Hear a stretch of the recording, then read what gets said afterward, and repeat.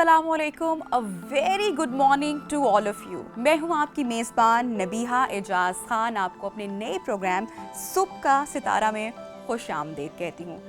12 साल की मीडिया की जर्नी, मुख्तलिफ टीवी चैनल्स पर आपके साथ मुलाकात हमेशा रहती रही। कभी मैं आपको खबरें पढ़कर सुनाती रही, आपको मुल्की हालात से बाखबर रहती रही, और कभी आपके लिए इंफोटेनमेंट के मुतालिक मुख्तलिफ शोज़ लाती रही। तो ये मुलाकात और ये जो बहुत ही प्यारा सा ताल्लुक़ है नाजरीन, ये आपके साथ बरकरार है। इस नए चैनल पर एक नई जर्नी का आगाज़ करने जा रही हूँ। आप सबकी भरपूर ताउन की, आपकी दुआओं की भी तलबगार हूँ। तो नाज़रीन, सबसे पहले मैं आपको अपने प्रोग्राम के बारे में बताना चाहूँगी। जो नया प्रोग्राम जिसका आगाज़ आज से हो रहा है, ये आम प्रोग्राम्स या आम मॉर्निंग शोज़ की निस्बत आप इसको बहुत ही हट कर पाएंगे। कोशिश करेंगे कि आपको एजुकेट कर सकें, ना सिर्फ आपके मसाइल का हम तस्करा करें, बल्कि उन मसाइल का कोई ना कोई हल भी तलाश कर लाएं, और कोशिश करें कि कोई अच्छी बात आप तक पहुंचाएं। आई एम श्योर मेरे लिए भी जो ये जर्नी है वो बहुत खूबसूरत होने वाली है। मुझे भी हर रोज़ हर दिन कुछ ना कुछ सीखने का मौका मिलेगा। तो कोशिश करूँगी कि हर दिन हर सुबह एक नई एनर्जी के साथ, मुख्तलिफ खूबसूरत मेहमानों के साथ आपका तारुफ करवाऊँ, उनकी ज़िंदगी के बारे में कुछ अच्छी बातें बताऊँ। एजुकेशन के हवाले से बात होगी, इंफॉर्मेशन के हवाले से बात होगी, सोशल इश्यूज़ के हवाले से बात होगी, मुल्की हालात के हवाले से भी बात होगी। तो फुल ऑफ इंफॉर्मेशन हमारा शो आप देखते रहिए और हमारे साथ बने रहिएगा। तो नाज़रीन, आज का दिन 6 सितंबर बहुत ही ख़ास दिन है। आज यौम दिफा का दिन है। आज के दिन भारत ने पाकिस्तान पर मैली निगाह डाली, और हमारे मुल्क की जो मुसल्लह अफ़वाज हैं, उन्होंने किस भरपूर तरीके से इस मुल्क का, इस वतन अज़ीज़ का दिफा किया। हम उस पर फ़ख्र करते हैं, और आज भी हमारी जो मुल्की जो अफ़वाज हैं उनको सलाम पेश करते हैं। और मैं यही कहना चाहूँगी कि आज के दिन को भरपूर तरीके से मनाया करें। जो हमारे घर में हमारी जो यंगर जनरेशन है, जो बच्चे हैं, उनको अपनी हिस्ट्री ज़रूर बताएं आज के दिन। तो जनाब, हमारे साथ जो मेहमान मौजूद हैं आज के प्रोग्राम में, उनका मैं तारुफ आपसे करवाती चलती हूँ।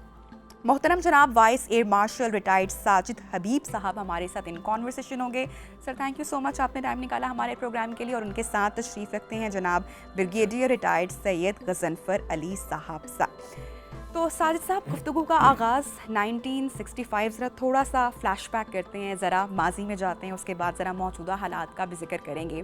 भारत ने तो सितंबर से पहले ही पेशकदमी करना शुरू कर दी थी और प्लान बनाया था। बहुत सारी आई एम श्योर की मेमोरीज होंगी जो आप भी आज शेयर करना चाहेंगे। क्या माहौल था, क्या एनवायरनमेंट था, कैसा जज्बा था? बहुत शुक्रिया, और सबसे पहले मुबारक हो आपको और अलिफ चैनल को कि एक अच्छे प्रोग्राम का आगाज़ कर रहे हैं। उम्मीद है कि जैसे आपने कहा ये डिफरेंट होगा, हट के होगा, रूटीन के जो प्रोग्राम है उनसे हट के होगा। देखिए, सन 65 की जंग की आपने बात की, तो एक बच्चा जो उस वक्त था, अगर वो अपने आपको आप बताए कि उसके क्या जज्बात थे, क्या हालात थे, तो आप समझ सकते हैं कि बड़ों का क्या हाल होगा उस वक्त। मैं उस वक्त एक छोटा सा बच्चा था जी। और 65 की जंग लगी, और जो एक चीज़ देखी उस वक्त के बच्चे से लेके बड़े तक सारे जुड़ के एक कौम बन गए थे। हम अगर छोटे बच्चे थे तो हमें शौक था कि कल रात को जो जहाज़ ने गोलियां बरसाई हैं हिंदुस्तान के ने, तो सुना है कि उसका सोविनियर के तौर पे जाके खेतों से जाके गोलियां इकट्ठी करेंगे। जो हमारे बड़े थे वो जो थे वो उसको सिविल डिफेंस के वॉलंटियर्स कहते थे, वो कर रहे थे। और अगर आप अखबारों, हम बच्चे थे लेकिन अखबार घर में आता था।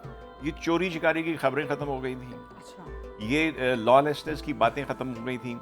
और जितने अगर आप सियासतदानों की बात करें तो उस वक्त जितने भी थे, मोहतरमा फातिमा जनाह से लेके मुजीबुर रहमान तक, ये सब यक जुबान हो के पूरी कौम के साथ खड़े थे, और कोई वहाँ पे सियासी डिवाइड नहीं थी। तो एक ऐसे जज्बे का आलम था।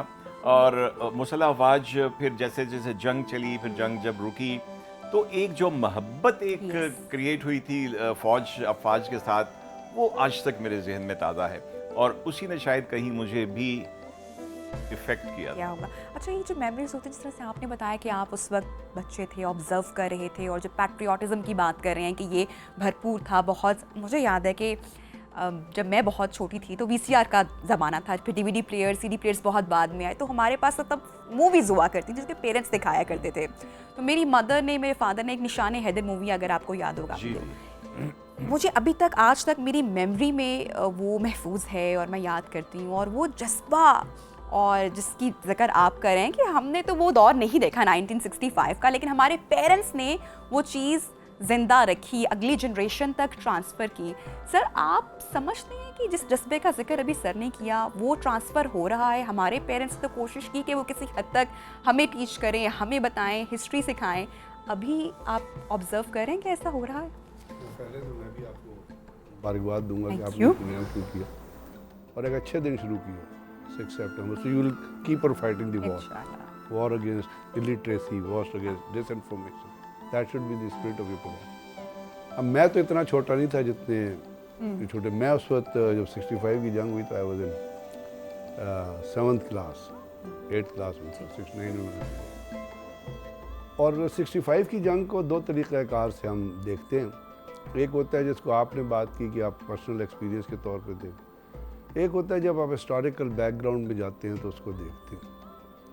और वो चूँकि फ़ौज में आने के बाद आपको इस किस्म की हिस्ट्री मुल्क के मुतालिक नहीं बल्कि इंटरनेशनल वॉर्स के मुतालिक भी बड़ा पढ़ना पड़ती है, तो फिर आप उसको जंग को कंपैरिजन में लेके आते हैं। जहाँ तक आप बात करेंगी मेरी पर्सनल फीलिंग्स की, जिस तरह अभी उन्होंने कहा, तो हम चूँकि स्कूल में थे, स्कूल में बच्चे तो बड़े, आपको पता है, उनको तो शौक़ था कि ब्लैकआउट हो जाएगा और पढ़ना नहीं पड़ेगा, स्कूल नहीं जाना पड़ेगा। लेकिन इन तमाम चीज़ों के पीछे उससे पहले ही एक मूवमेंट चली हुई थी, और वो जो टिकल ऑन हो रही थी वो थी जब पाकिस्तानी फोर्सेस जो हैं वो कश्मीर में इन्फिल्ट्रेट किया था हमारे एसएसजी और कमांडो ने, उसकी खबरें फिर आने शुरू हो गई।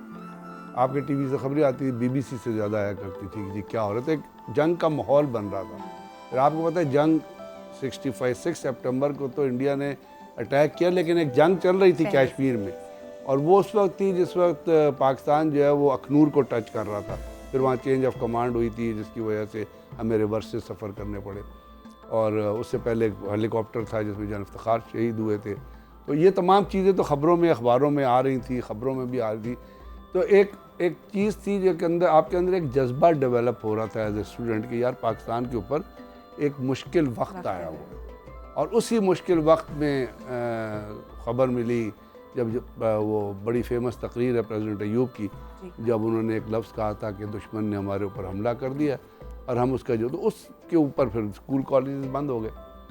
मैं एक ऐसी जगह पर रहता था जो पाकिस्तान ऑर्डिनेंस फैक्ट्रीज वाकंट है, जो पूरी फ़ौज को असला सप्लाई करती थी। उस ज़माने में एक ही ऑर्डिनेंस फैक्ट्री थी, जितना वेपन था, जितने एमुनीशन था, वो उस फैक्ट्री के अंदर बनता था। तो मैंने वहाँ देखा कि हम जैसे उन्होंने कहा कि सिविल डिफेंस के रज़ाकार के तौर पर ड्यूटीज़ लग गई थी।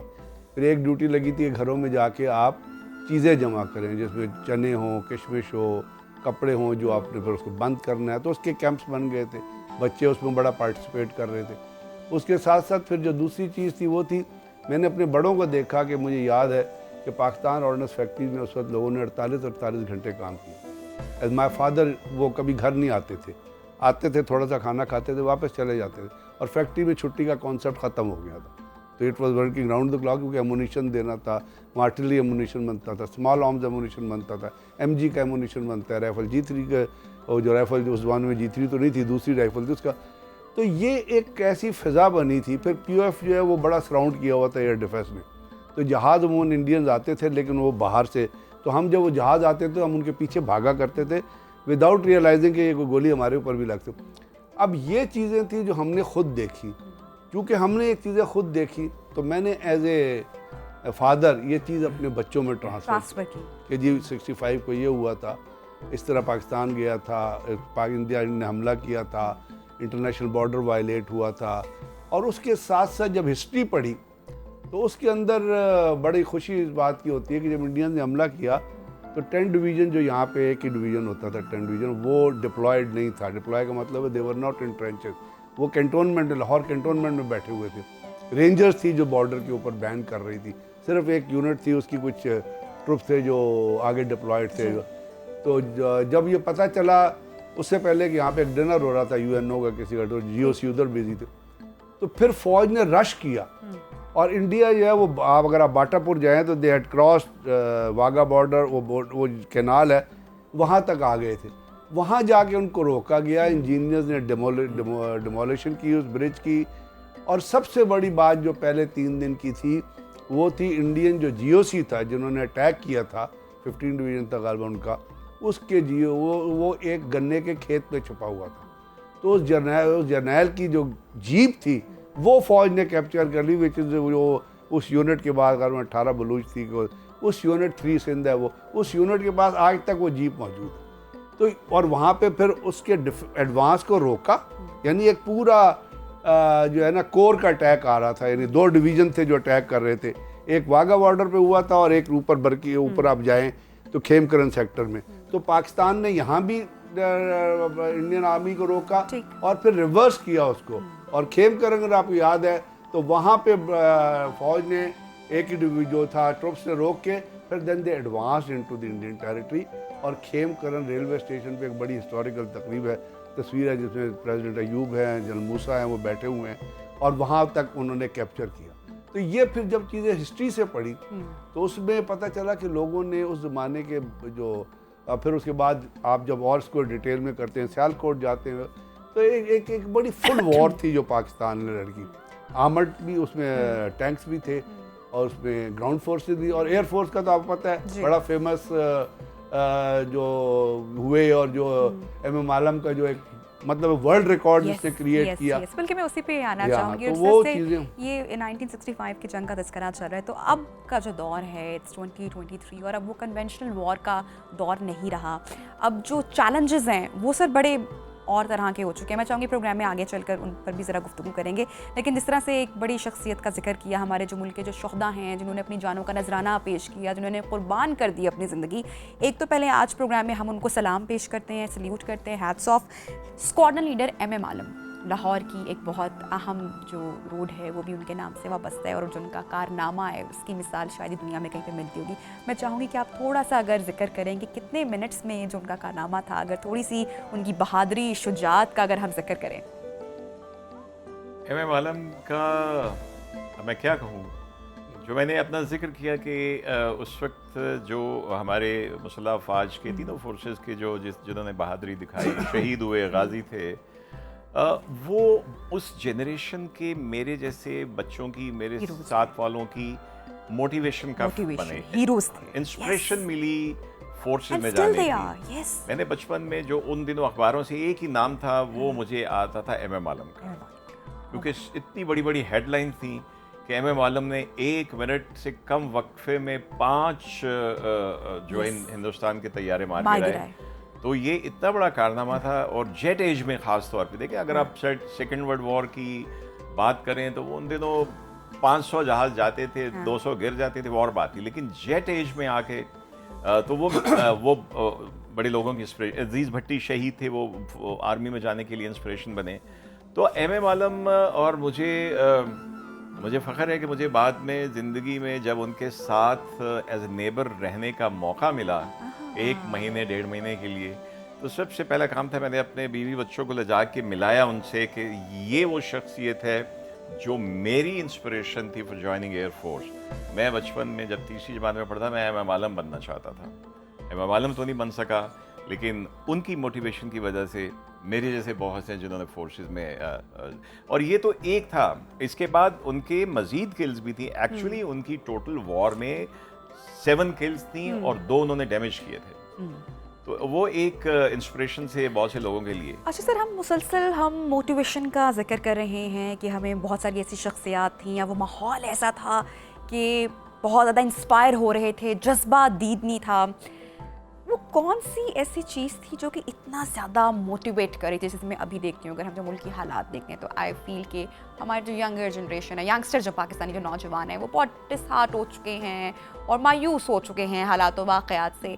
लेकिन उस वक्त ऐसी कौन सी चीज़ थी जो कि मुसलसल मोटिवेट किए रखती थी? उसमें असल में 2 चीज़ें थी जो मेरी नज़र में बहुत अहम है। एक चीज़ थी कि उस वक्त वो जनरेशन मौजूद थी जिसने पाकिस्तान को आज़ाद होते देखा था 1947। वो लोग थे जो उन ओहदों पे थे जिनको आप पॉलिसी मेकिंग डिसीजंस कहते हैं। जी।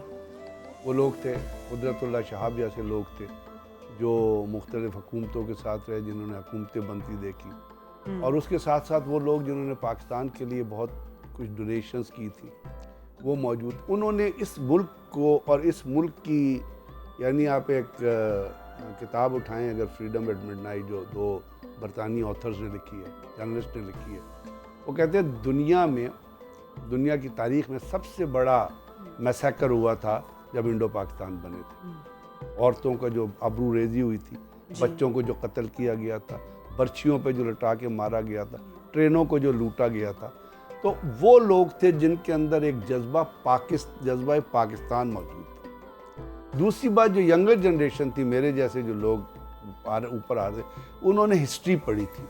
मेरे स्कूल की किताबों में 14 पॉइंट्स भी पढ़ाए गए थे, सर सैयद अहमद ख़ान भी पढ़ाया गया था, अल्लामा इकबाल भी पढ़ाए गए थे, मीर तकी मीर भी पढ़ाए गए थे, उनकी मूवमेंट भी पढ़ाई गई थी, उनकी शायरी भी पढ़ाई गई थी। अल्लामा इकबाल की जो रूह है और अल्लामा इकबाल का जो कलाम है, उसके मुताबिक हमारे स्कूल में सेमिनार हुआ करते थे जब हम छोटे छोटे थे, और हम सुनते थे अपने बड़ों से कि पाकिस्तान बनने की असास क्या थी। कायद आज़म की लाइफ हिस्ट्री थी, लियाकत अली ख़ान के बारे में पढ़ाया गया, सरदार अब्दुल रब निश्तर के बारे में पढ़ाया गया, सर आगा ख़ान के बारे में पढ़ाया जिन्होंने पाकिस्तान के लिए इतना पैसा। ये वो चीज़ें थी जो स्कूल में पढ़ाई गई थी। अब जब आप एक चीज़ पढ़ते हैं, फिल्में इतनी ज़्यादा नहीं होती थी, फिल्में तो लगती थी सिनेमा में, ठीक है ना, और सिनेमा में हमें फिल्म देखने की इजाज़त नहीं थी। अगर देखते भी थे तो एक दिन आधा एक फिल्म देखने जाते थे, एक दिन हाफ टाइम तक देखते थे, वापस आए थे तो दूसरे दिन दोबारा टिकट लेते, हाफ टाइम के बाद देखते थे, घर से मार पड़ती थी। तो मेरा मतलब ये है कि ये चीज़ें हम किताबों में पढ़ते थे, फिर इन चीज़ों ने हमें किताबें पढ़ने का भी शौक़ डाला। अब जब आप एक चीज़ को अपने करिकुलम में शामिल करेंगे, आज की जनरेशन में वो करिकुलम में एक चीज़। दूसरी बात, जिस तरह अभी बात हुई कि सियासी चपकलिश नहीं थी, आप अयूब खान के बारे में पॉलिटिकली जो मर्जी बात करें, यू आर राइट कि जी उन्होंने मार्शल लॉ लगाया, पहले 7 वज़ीर आज़म पाकिस्तान की वजह उनको घर भेजा गया, विच वाज रॉन्ग, एक पॉलिटिकल सिस्टम चलना चाहिए था। लेकिन अयूब खान के दौर में जो डेवलपमेंट हो रही थी, ये याद रखिएगा कि साउथ कोरिया जो था वो आपका 5 ईयर प्लान लेके गया था डेवलपमेंट का, और उन्होंने अपने मुल्क में पाकिस्तान का आप 60s का GDP उठा के पढ़े, आप हैरान रह जाएंगे कि आज के GDP से 60s का GDP 6.78 GDP मिलेगा आपको। तो खुशहाली थी, थोड़ा पैसा था, फिर लोगों की एम्बिशंस कम थी, बाहर फॉरेन कंट्रीज़ में सऊदी अरब नहीं खुला था जहाँ से लोग अपना जाते थे और फिर VCR लेके आते थे और फ्रिज लेके, तो एक पाकिस्तानियत की फ़िज़ा मुझे उस ज़माने में नज़र आती थी, ज़बरदस्त। और ये वो फ़िज़ा थी जिसने पाकिस्तान के लिए इतनी ज़्यादा मोहब्बत दिल में डाल दी थी कि लगता था कि इस मिट्टी के अलावा कोई सर्वाइवल क्या नहीं। बात है, बहुत खूब, बहुत खूब। और यही जो पैट्रियाटिज़म का जो जज्बा है, अगर यही हमें आज के भी नौजवानों में देखने को मिले तो क्या ही बात है, और नो डाउट कि उसकी कमी भी नहीं है। अच्छा, जैसा कि जिक्र किया सर ने कि बहुत सारी शख्सियात थी और वहाँ से वो मोटिवेशन मुसलसल आ रही थी। 2 के पाकिस्तान बने अभी कुछ ही अरसा गुजरा था, अभी इतने महदूद वसाइल थे पाकिस्तान के पास, जैसा कि अगर हम अभी पाकिस्तान की आर्मी की बात करें, एयरफोर्स की बात करें, तो वी ऑल नो कि दुनिया एक मरतबा मैली आंख देखने से पहले पाकिस्तान को सोचेगी। लेकिन उस टाइम ये वो मोटिवेशन ही थी जिसकी वजह से महदूद वसाइल के होते हुए पाकिस्तान ने इंडिया को वापस भगा दिया। जैसे ब्रिगेडियर साहब ने कहा, जो मैं फ़र्क आज ओवरऑल पूरे पाकिस्तान में या यूथ में देखता हूँ, और जो उस वक्त बच्चे थे या यूथ थे, पाकिस्तानियत की कमी हो गई है। That's why you understand. जैसे सर ने कहा, हमारे माँ बाप ने हमें बताया पाकिस्तान कैसे बना था, क्या क्या मुश्किलात आई थी। आपने कोई दीन कबूल करना होता है तो उसकी किताब को याद करना होता है और उस पर अमल करना होता है। अगर आपने मुसलमान होने अच्छा तो कुरान को मानना पड़ेगा। अगर आपने पाकिस्तानी अच्छा बनना है तो पाकिस्तान क्यों बनाया गया, इसकी बनने के ऊपर आपका ईमान होना चाहिए।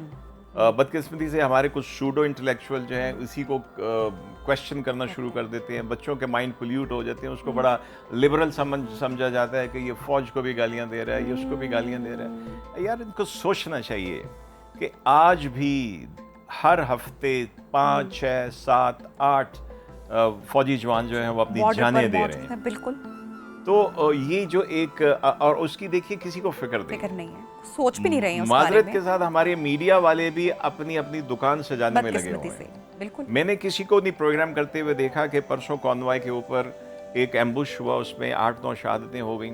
सबको फिक्र थी फला एक सियासी कारकुन ने ये कह के फला पार्टी की पीठ में छुरा घोंप दिया। अरे भाई फॉर गॉड सेक, सियासी इख्तिलाफात से हाँ, हटकर जो सियासी है वो इख्तिलाफात से बालातर होकर सोचना चाहिए। जब हम पाकिस्तानियत बच्चों को बताएंगे, ठीक। यूथ को बताएंगे, तो फिर हमारे सामने मोटिवेशन होगी जो हमें इंस्पायर करेगी, मोटिवेशनल स्पीकर नहीं। ज़बरदस्त। अच्छा, आपने जिक्र किया, कहा कि जो पाकिस्तानियत है वो ख़त्म हो गई। इसको भी थोड़ा सा ज़रा डिटेल में डिस्कस करेंगे। एक छोटी सी ब्रेक लेते हैं इन प्रोग्राम, उसके बाद आपको ज्वाइन करेंगे। Stay with us.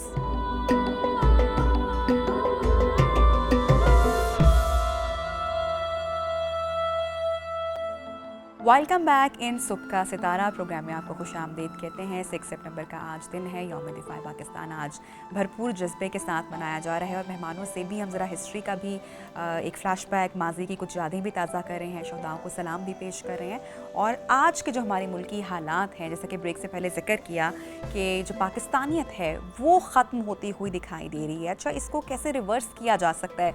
मैं सर इसका जवाब आपसे ज़रूर जानना चाहूँगी। एवोल्यूशन जो है ना, वो तो ज़माने की डिमांड होती है, वो रुक नहीं सकती। हर दौर में एक नई चीज़ सामने आती है, लेकिन उस एवोल्यूशन के अंदर जो सोसाइटी में हो रही होती है, जो वर्किंग हुकूमतों में होती है, जो आपके तदरीसी अदारों में हो रही होती है, जो आपके पॉलिसी मेकिंग डिसीजंस में होती है, उसके अंदर जो बेसिक कंपोनेंट है, जो बेसिक चीज़ होती है ना, वो आपने जहन में रखनी है। बुनियादी चीज़ क्या है? बुनियादी चीज़ है कि पाकिस्तान किस लिए बनाया गया था। कायद-ए-आज़म रहमतुल्लाह अलैह ने बड़ा क्लैरिटी से कहा था, और अगर आज सोचने वाले सोचें और देखने वाले देखें तो मैं कहूँगा कि वो पता नहीं उनके अंदर अल्लाह ने क्या सलाहियत रखी थी, वो थे क्या थे, कोई मैं गलत बात ना कह दूँ। उन्होंने कहा था, जब पाकिस्तान बना था, कायद-ए-आज़म ने फरमाया था, उनकी तकरीर है, उन्होंने कहा था हमारा और हिंदुओं का कल्चर भी मुख्तलिफ है, मज़हब भी मुख्तलिफ है, सोच भी मुख्तलिफ है, we can not live together. और आज जो मुसलमानों के साथ इंडिया में हो रहा है, मुझे उस पर ज़्यादा कहने की जरूरत, मुसलमान छोड़ दें, आज जो अक़लियतों के साथ इंडिया में हो रहा है, यानी कल एक अखबार में खबर छपी थी, India is at rampage against the minorities. Modi ने जो कुछ किया, मूजी ने जो कुछ किया और जो कुछ कर रहा है, तो उन्होंने ये पहले कहा। अब ये चीज़ अगर आप अपने जहन में रख लेना कि हमने अपनी जियोग्राफिकल बाउंड्रीज़ को, अपनी आइडियोलॉजिकल बाउंड्रीज़ को, अपनी नेशन स्टेट को डेवलप करना है, दुनिया से कनेक्टिविटी ज़रूर रखनी है, तालीम के नए ज़राए ढूंढने हैं, बाहर की यूनिवर्सिटियों में तालीम हासिल ज़रूर करनी है, लेकिन बुनियादी तौर पे पाकिस्तान की जो बनने की वजह थी उसको जहन में रख के हमने पाकिस्तान के लिए काम करना। अब वो इस सूरत में हो सकता है जब आपकी जो हुकूमतें हों वो आपको ये एटमॉस्फेयर प्रोवाइड करें। ठीक, देखिए मट्टी जो होती है ना, मट्टी से इंसान उस वक्त तक मोहब्बत करता है जब मट्टी भी कुछ रिटर्न में उसको देती है। यानी अगर आप एक बच्चे ने अगर पीएचडी कर लिया है या एक बच्चे ने मास्टर्स कर लिया है एक, और उसको जॉब नहीं मिल रहा, तो आप बताइए फिर वो बच्चा क्या करेगा।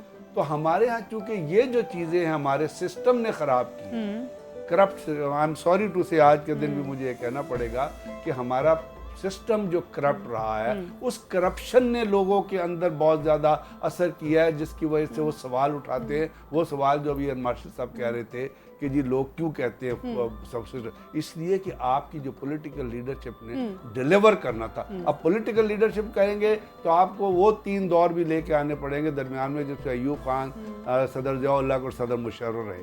शायद अगर वो दरमियान में आते, कनेक्टिविटी होती। लेकिन ये जो अब नौजवान हैं हमारे मुल्क के, इनकी ब्रेन वॉशिंग अब कौन करेगा? जिस तरह से आपने मैं यही अर्ज कर रहा हूँ ना, जिस तरीके से अब हेट स्पीच हो रही है, जो हम अभी इस तरह के हालात देख रहे हैं कि आपस में ही लड़वाने की, मुल्क को तोड़वाने की जो कोशिश की जा रही है, कि कामयाबी उसमें हासिल नहीं हो रही है, लेकिन जिस तरीके से जो हमारे मुल्क के जो नौजवान हैं उनको मुतनफ़्फ़र किया जा रहा है और जो सानेहा हुए हैं इन माजी, उसमें आपको अपना कॉन्सेप्ट क्लियर रखा होगा ना, जो नैरेटिव है।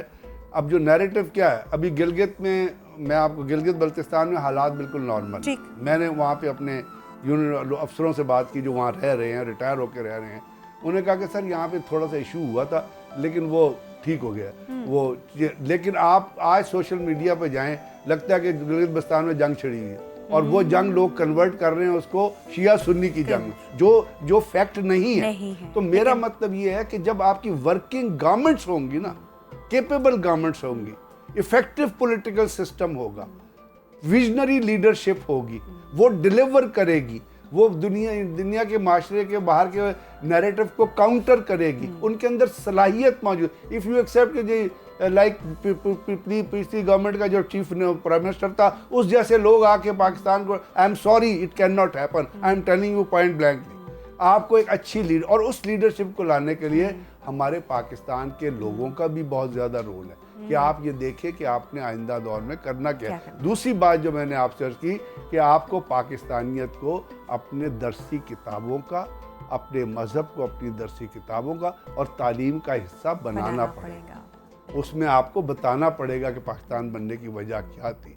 ठीक है ना। इंडिया में मैं पढ़ रहा था, एक PhD कराते हैं वो, जिसमें वो ये कॉन्सेप्ट देते हैं लोगों को, जो सोचने की बात है, वो थीसिस ये देते हैं कि जितने भी इन्वेडर्स थे ना वो वेस्ट से आए, उन्होंने कैप्चर किया यहाँ पे पंजाब को, वो दिल्ली गए, वहाँ पे उन्होंने हुकूमतें की और फिर वो इंडिया के अंदर ही मिक्स हो गए। तो पाकिस्तान भी इस तरह की एक चीज़ है जो एक दिन आके नौजुबिल्ला इंडिया के, तो हमें भी ऐसे कोई थीसिस जनरेट करने की ज़रूरत है ना। हमारे यहाँ PhDs, हम पाकिस्तान पे PhD क्यों नहीं कराते, उर्दू पे, मतलब ये वो चीज़ें हैं। जब तक आप कौम को एजुकेट नहीं करेंगे और जब तक पॉलिटिकल सिस्टम स्ट्रांग नहीं होगा, उसके लिए उनको अपनी तरजीहात को बदलना वो बहुत जरूरी है। जिहाद की भी किस्में हैं ना जी। जिहाद बिल कलम भी तो है, जिहाद बिल ज़बान भी है। ठीक सर, आपकी जानिब बिल्कुल वापस आऊंगी इस पॉइंट से। अब जरा थोड़ा सा गुफ्तगू को जरा लाइटर जानिब मैं चाहूँगी कि लेके चलें। जो एक फ़ौजी होता है उसकी आम जिंदगी किस तरह से होती है? हमें तो हमेशा नज़र आता है कि बहुत they are very discipline, uniform एक आम शख्स को बहुत अट्रैक्ट कर रहा होता है। ट्रेनिंग जो हमने देखा उनकी ड्रामाज में, थ्रू मूवीज़ देखा, बहुत टफ होती है। लेकिन हमेशा एक फ़ौजी की ज़िंदगी में, एक मूवीज़ या जब भी हमने ड्रामाज देखे हैं तो उसमें एक लव एंगल भी दिखाया जाता है। तो रियल लाइफ में वो लव एंगल क्या पाकिस्तानी होता है या फिर मूवीज़ ड्रामाज में सिर्फ फिक्शन दिखाई जाती है? मैंने टॉम क्रूज की सारी फिल्में देखी है, मुझे वो लड़की नहीं मिली। जेम्स बॉन्ड की भी देखी है, जेम्स बॉन्ड की भी सारी देखी है, लेकिन चूंकि फोर्सेस की बात हो रही है, देखो फोर्सेस की जो आपने बात की कि लाइफ टफ होती है, वो शुरू में वो बिल्कुल ठीक है। जब कोई PMA पहुंचता है, रसालपुर पहुंचता है, तो उसकी हजामत, ये अगर यहाँ पे भी देख लें, अगर आप ये इसको, अगर आप अमेरिका उनकी देखेंगे एकेडमीज में क्या हाल होता है, हमसे भी बुरा होता है। वो इसलिए होता है कि डाइवर्स बैकग्राउंड से बच्चे आते हैं, कोई अमीर घराने से आता है, कोई गरीब से आता है, कोई कहीं से आता है। तो अब चूंकि कॉमरेडशिप डेवलप करना होती है, तो अगर फोर्सेस में जहाँ पे हम कॉमरेड हैं, मैंने इनकी जान बचानी है, इनके लिए जान भी देनी है, इन्होंने मेरी जान बचानी है और हमने काम भी करना है, वहाँ पे ये अगर तसव्वुर आ जाए कि ये जो है ये तो एक बिलियनर के बेटे हैं और मैं एक गरीब आदमी का, तो उस चीज़ को एक तरह से, जिसको कहते हैं ना कि एक नई पर्सनैलिटी वहाँ पे क्रिएट की जाती है। और जितना रगड़ा मिलता है बाद में याद भी वही आता है। हम कहते होते हैं कि जिसने रगड़ा नहीं खाया वो बाद में उसको कुछ स्टोरीज नरेट करने के लिए नहीं है। और बाकी भाई सारे लोग जो हैं उसी तरह फौजी भी बीवियों से डरते हैं। उसी तरह वो भी बच्चों के हाथों ब्लैकमेल होकर फरमाइशें पूरी करते हैं। तो बाकी जिंदगी नॉर्मल होती है। यस, ऑफिशियल जब आप ड्यूटी के ऊपर होते हैं वो टफ होती हैं। इनको कभी सियाचिन जाना पड़ता है, कभी कहीं जाना पड़ता है। हम कभी अगर अच्छा जहाज मिल गया एसी वाला, नहीं तो अगर चीनी जहाज उड़ाया तो वो तो भाई 50 डिग्री कॉकपिट का अपना टेम्परेचर भी होता है। लेकिन trust me, we are absolutely normal human beings. वही लाइफ और वही चीजें, वही ख्वाहिशात, वही जज्बा, वो सब कुछ जो है वो बिल्कुल सेम। अच्छा, एयरफोर्स की अगर हम बात करते हैं कि हमारे जो पाकिस्तान, जिस तरह कि हमने 1965 का तस्करा किया कि माजी में उस तरह से हमारे जो वसाइल थे वो बड़े महदूद थे। अभी इन 2023 भी ऑल नो कि जो पाकिस्तान एयरफोर्स है उनके पास जदीद इक्विपमेंट मौजूद है। सो मैं चाहूँगी थोड़ा सा अगर आप इस हवाले से भी हमारे साथ डिटेल्स शेयर करें। ओवर द ईयर्स जो एक सारी वॉर मशीनरी है ना, वो टेक्नोलॉजिकली बड़ी चेंज हो गई है। जब टेक्नोलॉजिकल चेंज आती है तो आपका जो फाइटिंग डॉक्ट्रिन होता है वो भी चेंज हो जाता है। उसको नामों में जाने की ज़रूरत नहीं, कोई इंडिया ने कौन सा डॉक्ट्रिन किया, हमने क्या किया, लेकिन टेक्नोलॉजी के साथ चेंज हो गई है। जब एम आलम 65-71 का ज़माना था तो उसमें एक आपने सुना होगा डॉग फाइट होती थी, दो जहाज आपस में लड़ रहे हैं, जो पीछे आ गया उसने गन रखी, शूट कर दिया। लेकिन अगर अभी आप देखें 2019 में क्या हुआ, अभिनंदन वाला वाकया आप देखते हैं, रीसेंट वाकया, तो प्रैक्टिकली देखा जाए तो हमारी तरफ के 20-25 जहाज उड़ रहे थे, उनके कोई 35-40 के करीब उड़ रहे थे। अब it's more of management of technology with smart brain end of course वो जो जज्बा है वो रहता है, उसके बगैर आप काम नहीं कर सकते। दैट जज्बा वो आपको वो इंस्टिंक्ट देता है which makes a difference between Wing Commander Noman and Wing Commander Abhinandan. So that thing, so एक पैराडाइम चेंज आई है फाइटिंग का, अब वो कॉम्बैट खत्म हो गई है, बिकॉज अब आपके पास मिसाइल हैं जो आपका रडार दूसरे के जहाज को 100 मील पे देख सकता है, आप 40 मील पे मिसाइल मार सकते हैं।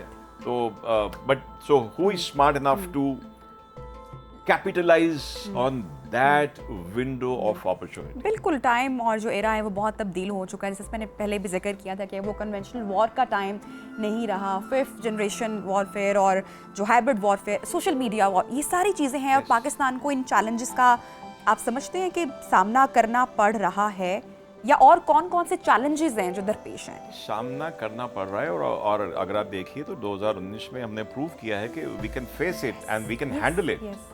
तो ये बिल्कुल भारत है, को चाय अब तक भूली नहीं होगी।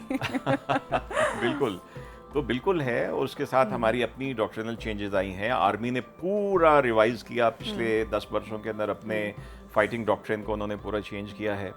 और जो एयरफोर्स है, देखो हमारा वी हैव बीन, हमेशा हम कहते हैं कि अपने से 3 गुना बड़ी वो एयरफोर्स के साथ हमने लड़ाई की। वो उसकी वजह पूछते तो मुझे याद है कि हमें बताया यही जाता था कि जब आप 2 जाओगे टेक ऑफ करके तो आगे से 6 मिलेंगे आपको लड़ने वाले। So we were trained to fight like that. लेकिन अब टेक्नोलॉजी आ गई है तो टेक्नोलॉजी के साथ भी रेशो वही है, लेकिन better technology and better mind gets you the shot. जबरदस्त। अच्छा, हमने जिस डिस्प्ले का जिक्र किया और अभी भी बात करें, मैडम नूरजहां का जिक्र ना हो आज की इस ट्रांसमिशन में, आई थिंक कि क्योंकि बहुत सुना रेडियो का दौर था, और जिस तरह रेडियो पे फर्स्ट अनाउंसमेंट हुई, मैं आपकी तरफ आना चाहूँगी कि जब आप आज भी सुनते हैं वो मिली नगमे और हमारी जनरेशन सुनती है, तो यू नो वो जज्बा बड़े इंस्पिरेशन रहा उस वक्त में। वो उस वक्त भी थे, और जब हम फौज में थे जब भी थे। बल्कि मुझे याद है एक दफ़ा 90s में हम पनुआकिल में थे, तो एकदम ख़तरा हुआ कि जंग होने वाली है, तो we move to the borders, जो ये धारकी वगैरह एक सेलिएंट बनता है, तो वहाँ पे हम फिर अपने डिफेंसेस बना रहे थे। तो डिफेंसेस चूँकि बन रहे थे, मोर्चे वगैरह बन रहे थे, इंडिया ये हो रहा था, परसेप्शन थी कि इंडियन रैपिड जो है वो जमा हो रहे हैं, जो कॉन्सनट्रेट कर रहे हैं, दे माइट अटैक। वो एक गैप बनता है जो आके वहाँ से बॉर्डर से ढारकी जो है कोई 53 किलोमीटर बनता है, बड़ा नैरो गैप। तो उसमें हम जब वो जवान काम कर रहे होते थे, क्योंकि वो मोर्चे बने, तो वहाँ हमने स्पीकर लेके और वो ड्राम वो लेके उस पर यही हम तराने लगाते थे, तो उनके काम करने की स्पीड डबल हो जाती थी। वो ये पुत्र हटाते नहीं मिलते और इस किस्म के इतने तराने थे कि वतन के सजीले जवानों, तो मेरे नगमे तुम्हारे लिए हैं। फिर शौकत अली के बड़े तरान थे, फिर अपना मेहदी हसन ने बड़े, ये तो देखिए ना, हर एक की ज़िंदगी का एक सॉफ्टवेयर एस्पेक्ट होता है। अगर उसकी ज़िंदगी से वो सॉफ्टवेयर एंगल निकल जाए, वो तो फिर दरख्त बन जाएगा ना। तो वो जो चीज़ होती है वो आपको अपील करती है। और मैडम नूरजहां ने जो मैं तो फौज में नहीं था, I said I was in college, लेकिन जब वो रेडियो पे वो तराने आते थे तो बूस्ट करते हैं, तो बूस्ट करते आपको एज ए स्टूडेंट बूस्ट करते। और जब मैंने मैडम का वो इंटरव्यू भी देखा, अब यूट्यूब पर मौजूद है, और जिस जज्बे का वो भी जिक्र करती हैं कि जिस तरह के हालात वाक़यात हैं, एंड आई सेड कि नहीं मैं जाऊंगी, मेरे जो फौजी हैं वो सरहदों पर बैठे हुए हैं, तो वो भी यू नो आपको गूज़बम्प्स देती है उनका, बहुत ज़्यादा गूज़बम्प्स आते हैं। और बल्कि उन्होंने, मैं कहूँगा कि लोगों के अंदर, बच्चों के अंदर आर्मी ज्वाइन करने का, एयरफोर्स ज्वाइन करने का भी एक कॉन्सेप्ट जो क्रिएट किया कि उसी तरह है वो उसी तरीक़े कार से। तो एक उनके किसी तराने का एक मुझे हमेशा उस पर याद आता है कि रसूल पाक ने गोद में ले लिया होगा अली हवाएं, वतन की हवाएं सलाम राय हक के। क्या बात है, क्या बात है। वो तराना एक ऐसा तराना है जो आपको अजीब सी एक फीलिंग देता है। और ये वो वाले दौर की हम बात कर रहे हैं कि जब घर वालों से भी राब्ता खतों के जरिए था, ना टेलीफोन की जो सरहद पर मौजूद है उस तक तो शायद सिर्फ रेडियो का नेटवर्क ही पहुंच रहा है और वो शायद मैडम की आवाज़ सुन के ही। और अब देखिए ना उस वॉर के बाद तो जो आर्मी ने एक जंग लड़ी है दहशतगर्दी के खिलाफ, जी जी जी जी, और उसमें जो कुर्बानियाँ हैं, मैं कहता हूँ मतलब उसकी क्लॉसल मतलब वेल ब्रेवरी की इतनी बड़ी बड़ी मिसालें हैं कि एक ही घर के 2 बच्चे शहीद, 2 भाई शहीद हो गए। ऐसे लोग थे, एक कप्तान था जो उसकी मदर का इंटरव्यू आया था, वो अपनी माँ का एक ही बेटा था और 2 दिन बाद वो कोर्स पे अमेरिका जा रहा था तो एक एम्बुश हो गया ये अपना सवात के नज़दीक। वो क्यू आर एफ का वो इंचार्ज था, उसके ध्यान से मेरा नाम लिखा, उसने वॉलंटियर किया कि जी मैं जाऊँगा, मैं उन लोग फंस गए थे और वो वहाँ गया और शहीद हो गया। 1 हफ्ते बाद उसने एक बहुत अच्छा कोर्स था, उस पर अमेरिका चले जाना था, लेकिन वो हेसिटेट नहीं किया उसने, ये वॉलंटियर। तो इसी तरह फिर जो आर्मी पब्लिक स्कूल का जो वाक़या है, अब हम फौजियों के तो याद रखें, हम उन बच्चों को भी तो याद रखें जिन्होंने APS में शहादत दी। यानी इस मुल्क के लिए फौजियों के अलावा छोटे छोटे बच्चों ने उनकी माएँ आज तक स्टेबल नहीं हो सकी। मैं आपसे जो अर्ज कर रहा हूँ ना, एक बहुत बड़ी दास्तान है। इस दास्तान को अगर हम अपनी कौम को सुनाएं तो वो जो आप मोटिवेशन की बात आपने जिक्र किया है, मेरे ख्याल से जो बच्चों के साथ जो सानिया APS हुआ, ये तो इतना दर्दनाक वाक़या है मेरे ख्याल से कि इसकी भी कोई मिसाल हमें नहीं मिलती है कि ये जुल्म की अपनी इंतहा। और देखिए फिर वहाँ जो लोग बच्चों को मार रहे थे वो दहशतगर्द मोबाइल के ऊपर कुरान करीम की आयतें तिलावत कर रहे थे अपने आप को साबित करने के लिए। जिस तरह जब बीबी ज़ैनब गई थी ना जब यजीद के दरबार में, तो उसने एक आयत पढ़ी थी कि वतइज़्ज़ु मन तशाओ वतम, तो बीबी ज़ैनब की बड़ी हिस्टोरिक स्पीच मौजूद है कि कुरान की आयतों को अपने फ़ायदे के लिए इस्तेमाल ना कर। तो वो भी इसी तरह के दहशतगर्द थे जो। तो बात यह है कि मैं जो आपसे बुनियादी नज़र, चाहे 65 की वॉर थी या 71 की वॉर थी या जो फ़ौज ने वॉर अगेंस्ट टेरर रखी, इन तमाम शहीदों को देखें तो इसमें आपको एक चीज़ कॉमन नज़र आती है, वो है अंदर का ये जज्बा कि यार अगर मैं चले मर भी गया तो हो सकता है मेरे खून से कोई पाकिस्तान को फ़ायदा हो जाए, इस मिट्टी में मिले तो कोई फ्लॉरिश कर जाए। हमें ये चीज़, ठीक है पॉलिटिकल डिफरेंसेस रहेंगे, माशी चैलेंजेस रहेंगे, पॉलिटिकल इंस्टेबिलिटी रहेगी, ये तमाम चीज़ें चलेंगी, लेकिन ये जो ज्योग्राफिकल बॉर्डर्स है पाकिस्तान के, इसको तो हमने प्रोटेक्ट रखना, तभी हम डेवलप करेंगे। ठीक ठीक सर, लास्ट सवाल मैं आपसे पूछना चाहूँगी, आज का दिन 6 सितंबर आप क्या समझते हैं कि इसको किस तरीके से सेलिब्रेट करना चाहिए और क्या मैसेज देंगे? मेरे नज़दीक इसको सेलिब्रेट करना, एक तो जो शुहदा हैं उस इन जंगों के, उनको तमाम जंगों के 65 है 71 के, यौम दिफा हम 65 हो 71 हो, कारगिल हो, जो अभी पिछले 20 साल से जो चल रहा है, उन शुहदा को खराज तहसीन पेश करना और ये अहद करना कि हम पाकिस्तान को मजबूत से मजबूत तर बनाएंगे। और याद रखिए, कोई बाहर से आके आपके मुल्क को मजबूत नहीं बनाता, ना आप यहाँ से जाके किसी और के मुल्क को मजबूत बनाते हैं। ये बिगाड़ा है तो हमने बिगाड़ा है, बनाना है तो हमने संवारना है। सर मैसेज, पैगाम। मेरा तो सिर्फ एक मैसेज है कि अल्लाह ताला का शुक्र अदा करें कि हम पाकिस्तान जैसे मुल्क में रह रहे हैं। ठीक है चैलेंजेस हैं, मसाइल हैं, पेट्रोल बहुत महंगा है, गैस बहुत महंगी है, वो हैं मसाइल हैं, लेकिन इस मुल्क में रहते हुए सिर्फ़ और सिर्फ इस मुल्क की तरक्की के लिए काम करें, इस मुल्क से मोहब्बत करें और इस मुल्क की जो कुर्बानियाँ हैं, चाहे किसी ने भी दी है, चाहे वो आपको पता है 65 पावर की पहली शहीद कौन थी?